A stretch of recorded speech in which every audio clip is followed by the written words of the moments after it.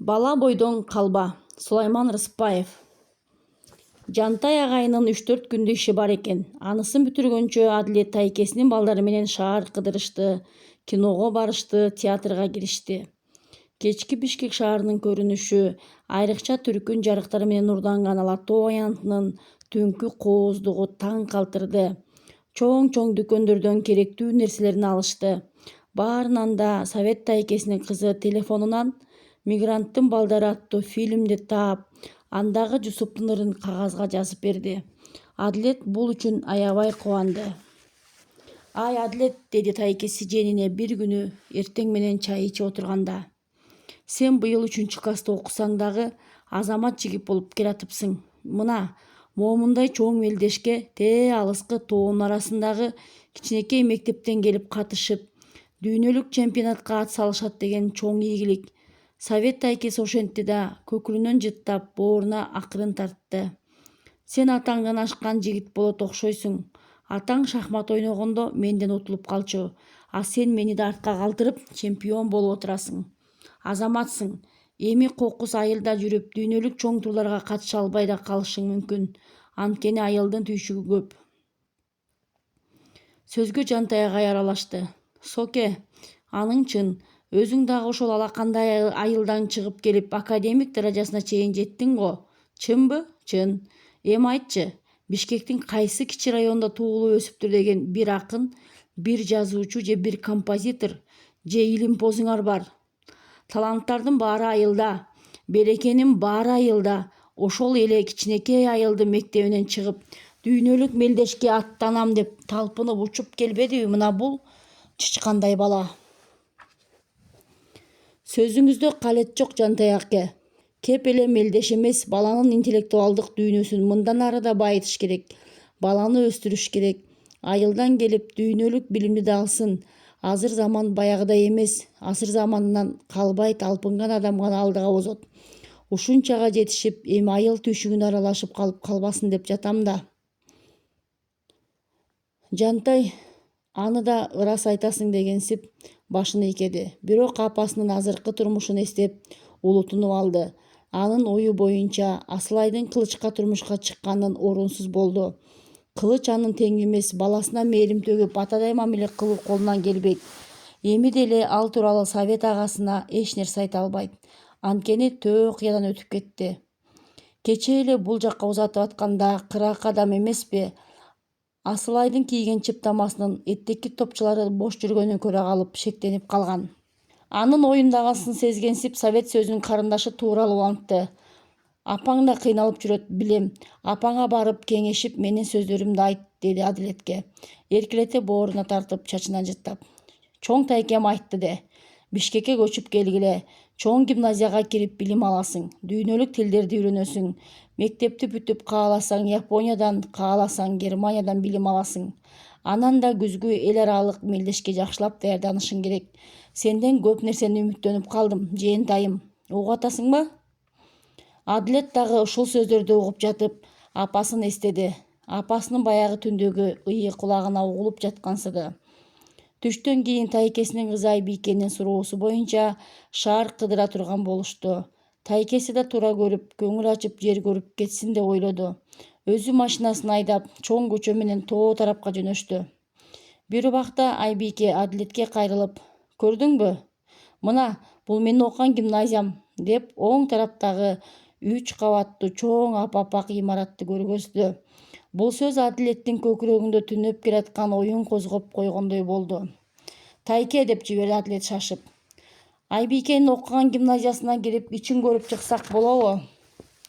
«Эмне үчүн болбосун? Болот». Машина акырын келип токтоп, үчөө мектепти көздөй басышты эле. Түштөн кийинки сабактарынан тараган балдар-кыздар алардын алдынан чыгышты. Адилет шаардык окуучуларды карап, биресе сүрдөгөнсүп, биресе тартына, анын үстүнө улуу күчүгө карабай жөөлөшө чыгып келаткандарга жол бошото берди.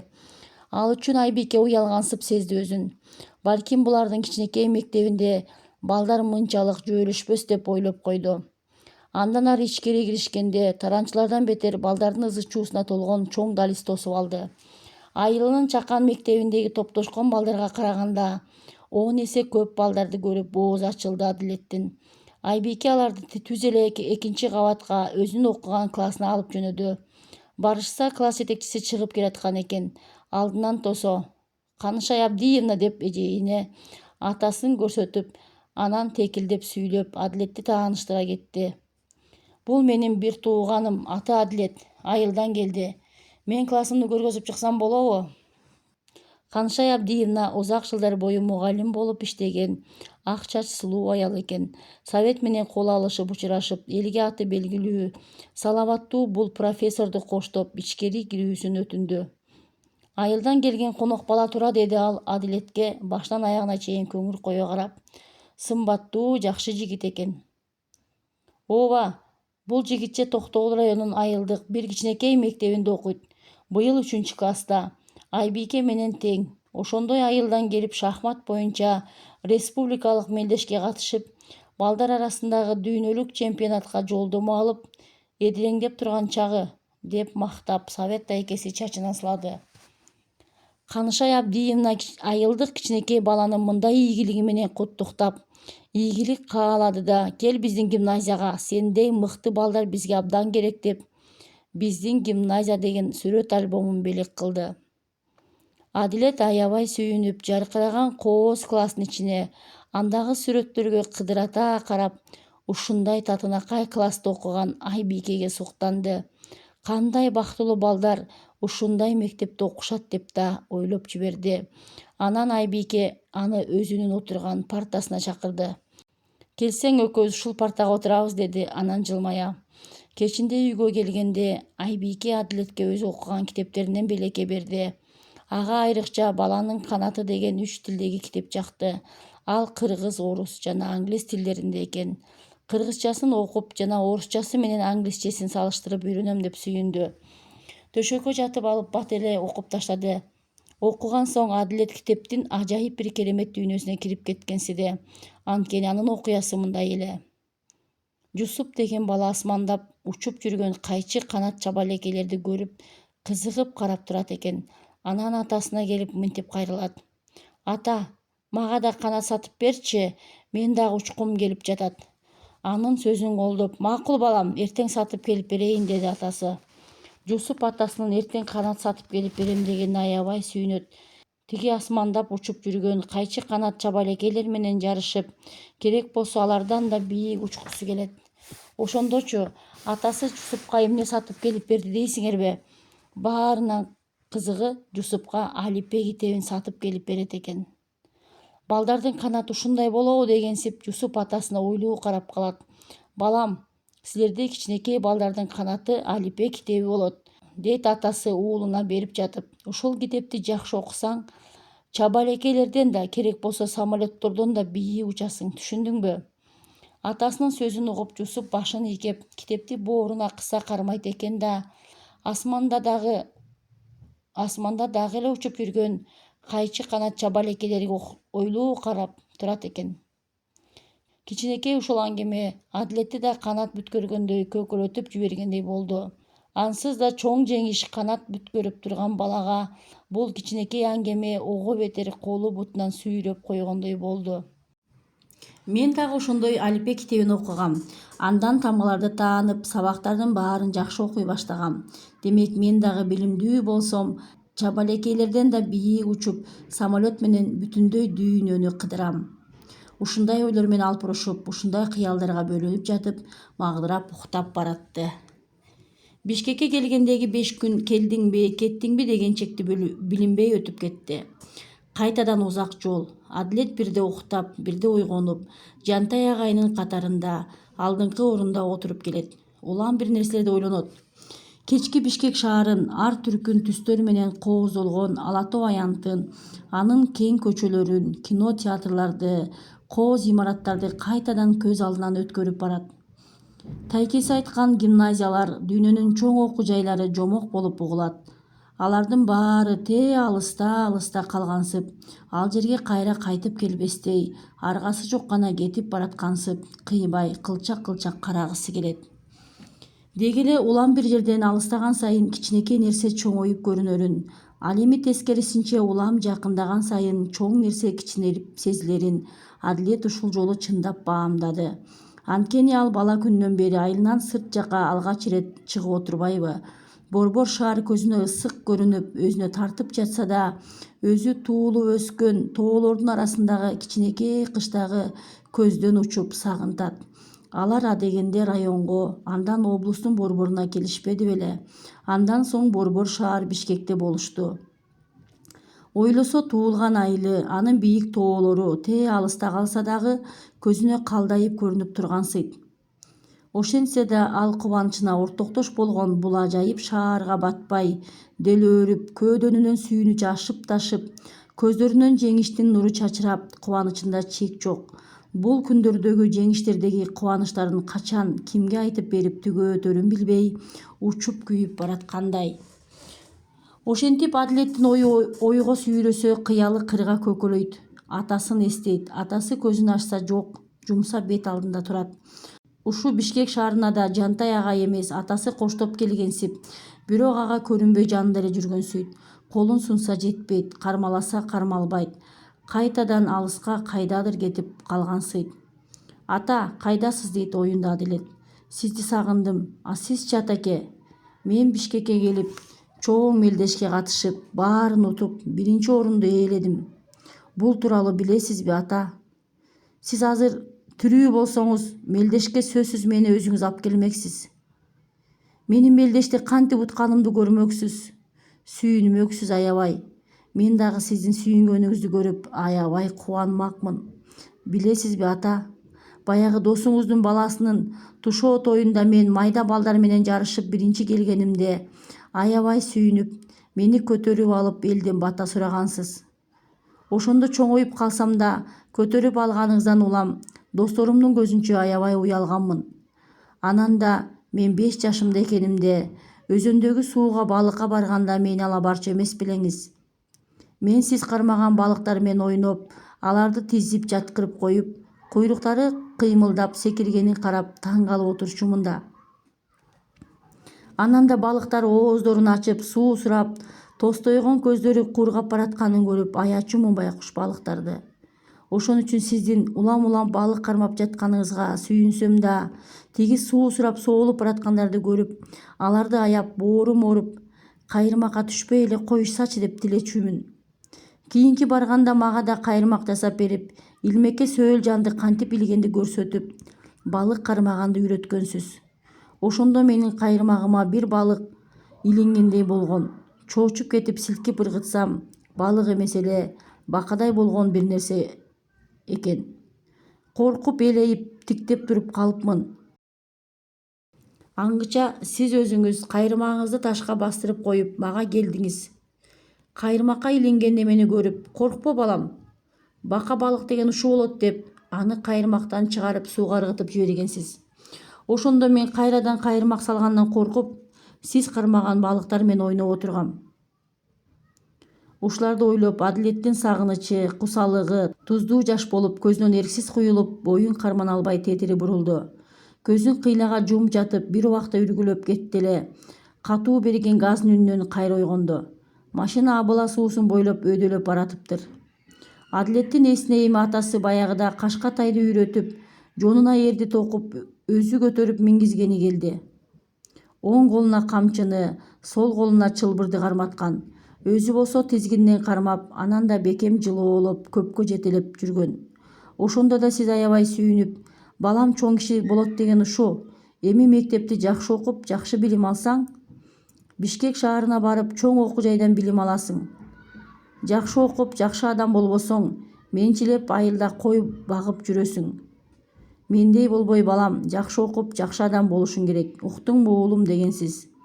Мен ошондо ата, мен сөзсүз жакшы окуймун. Жакшы адам болом, чоң шаарларга барып окуйм дебедим беле, эсиңиздеби? Адилет кайрадан мунайым тартып унчукпай калды. Ичи эңшерилип бир ирет улутунуп алды да кайрадан көзүн жумду. Адилет ошентип бирде уктап, бирде ойгонуп, үнсүз ойлуу келатты. Жантай агайы аны терезени карап баратып көргөзбөй ыйлаганын байкаса да, кайрадан муңайым тартып үнсүз тунжураса да эч нерсе дей албады. Анын ушул күндөрдөгү абалын туюп, Көкірөгүндөгү жарасын тырмагысы, ызасын козгогусу келбеди. Анан да баладан бир нерселерди сурайын деп ойлоду. Апасы тууралуу, кылыч тууралуу бир нерсе билгиси келген эле.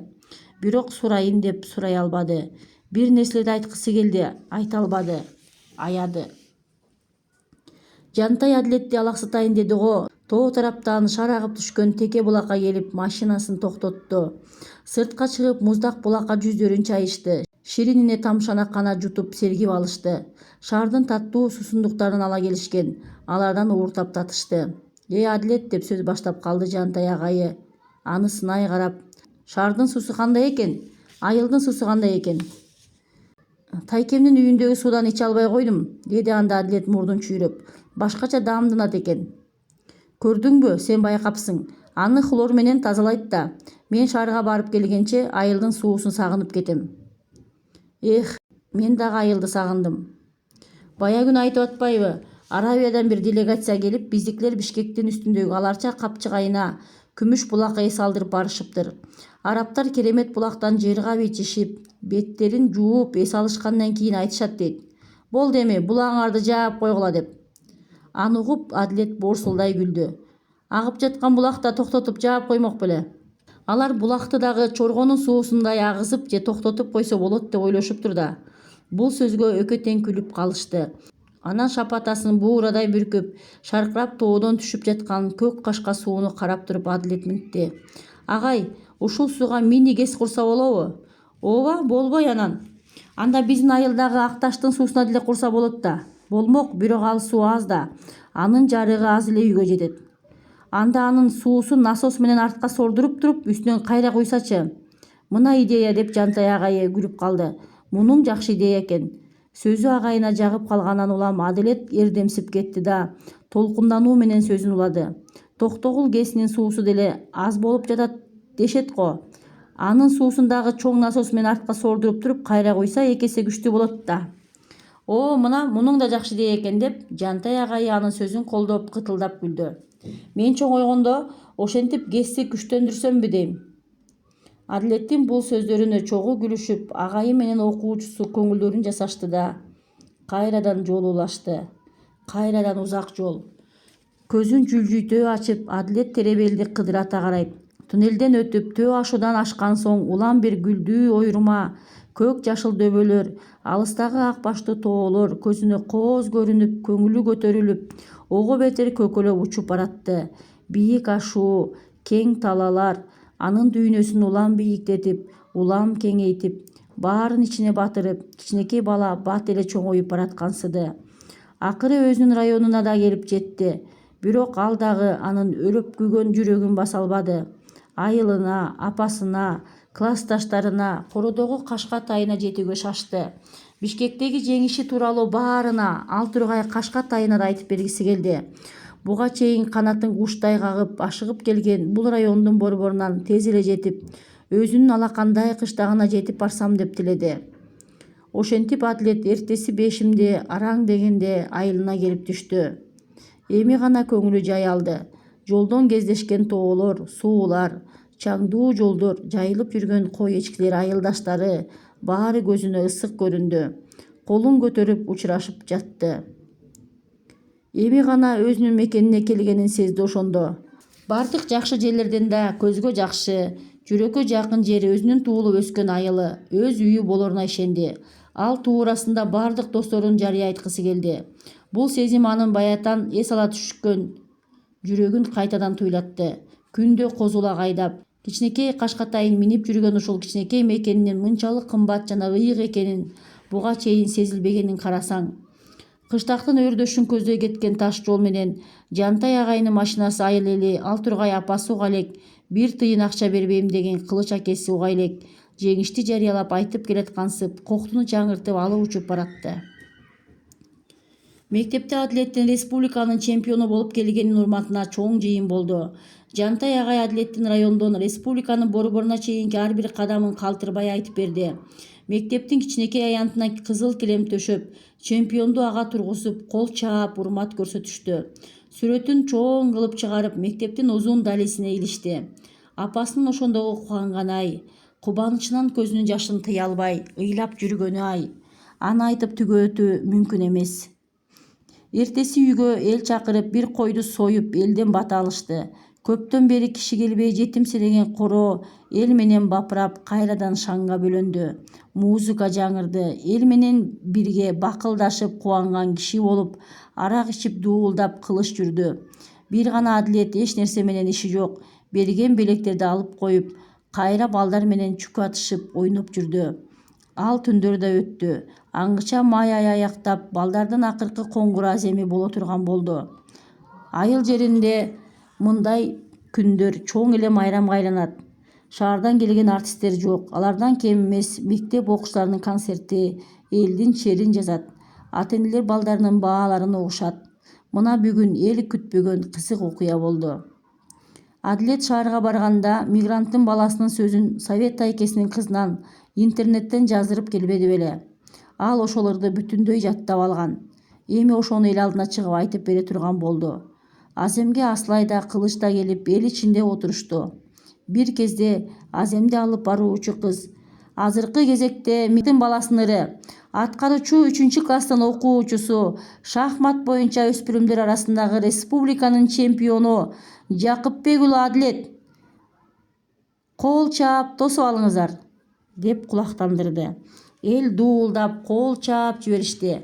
Адилет ортого чыкты да микрофонду салмактуу кармап, көзүн жумуп алып ырды жай айтып кирди. Апакебай, мен азыр ушул эң коктуга келип, бир ирет бугумду чыгарып ыйлап алгым келди. Мен бул ирет үйдөн качып келдим. Анткени тайэжемден аябай корком. Анын колунда калганымда 4 жашта экенмин. Түндө ишке чыгам деп тайэжеме айткандан коркчумун, апа. Ошон үчүн мен күн сайын төшөккө сийип койчумун. Ал үчүн күн сайын тайэжемден сабоо жеп, көрбөгөн кордукту көрчүмүн. Тайэжемден ушул азыр да корком. Мен азыр күн сайын түндө түшүмдө сизди кучактап алып уктап жатканымды элестетем. Атам болсо Россияда жүрүп башка аял алып 2 балалуу болуп алган тура. Аны угуп билип туруп кантип гана чыдап турам, апа. Азыр менин канатым болсо 1 мүнөт да турбай, асманда учуп, бороондон да, чагылгандан да коркпой сизге жетет элем, апа. Мага акча, кийим кече, тамак аштын кереги жок. Мага сиз керексиз, апа. Апакебай, жаным апам. Сиз иштебесеңиз дагы мейли, акча таппасаңыз да мейли. Мага карааныңыз гана керек. Үйүбүз бар, жетет ошол. Апа, мен азыр 13кө чыктым. Мен сизди өзүм эле багып алууга жарайм. Апа, келиңизчи, сагындым сизди, апа. Жаным апа. Адилет ушинтип айтып жатты, ыйлап жатты, айтып жатты. Көз жашы менен кошо Адилеттин ичиндеги эч кимге айтпай келген сыры, ыйы, бугу, муңу, сөзү, ою баары айтылып, баары чыгып, баары сыртка көл болуп агылып жатты. Ана дегенде бир гана апасы Аслай, андан кийин Жантай агайы, анан Кубаныч тайкеси туюп жатты. Алар дагы Адилеттин ыйын коштоп, көздөрүнөн ысык жашын сызылтып, тунжурап угуп отурушту. Адилет дагы деле айтып жатты. Деги эле бүтчүдөй эмес, дагы деле айтып жатты. Аны уккан элдин баары ыйлап жатты. Ким эмнеге ыйлады?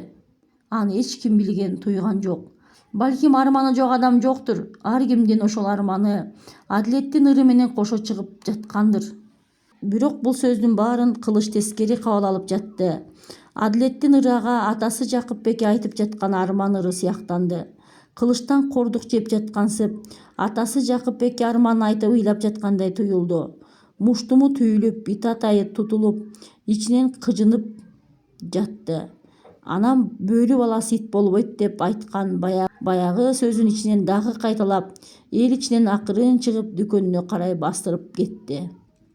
Азем бүтүп, Аслай уулун эл ичинен тапты да, кучактап маңдайынан өпкүлөп, "Жүрү балам, кеттик" деди да мектеп артында байланып турган атына карай басышты. Айлана тегерегин караса, Кылыч жок, аты да жок. Анын бая эле кетип калганын ал көргөн эмес экен. Аслай дүкөнгө келип аттын маамыга байлады да ичкери кирди.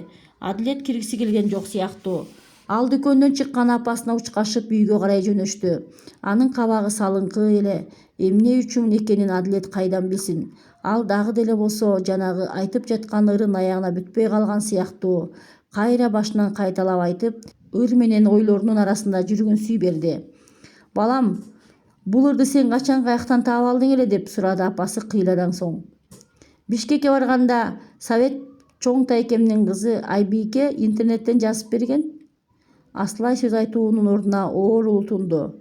Жактыбы? Элдин баарын ыйлаттың, балам. Бирөө туура түшүнөт, бирөө туура эмес түшүнөт. Мындан кийин бул ырыңды айтпай эле койчу, балам. Дагы баягы. Эмнеге? Эне Байкуш уулунун бул суроосуна дагы да жооп айта албады. Элдин баары дегени ири алдыда кылышын айтып жаткан сыяктуу. Анткени анын бул ыры ири алдыда ошого жакпасын түшүнгөн. Бул ыр гана эмес, кышында айткан «Менин атам» деген ырында тыйып, экинчи айтпасын дегени да эсинде. Эми дагы эмне кыйкым табаар экен? Өзүнүн баласы болсо, Аземдин аягына чейин отуруп, баласын эл ичине так көтөрүп, кубанычына кубанып, сүйүнүчүнө сүйүнүп, азыр чогуу болот эле да. Аслай дагы шуу үшкүрүнүп атын теминип алды.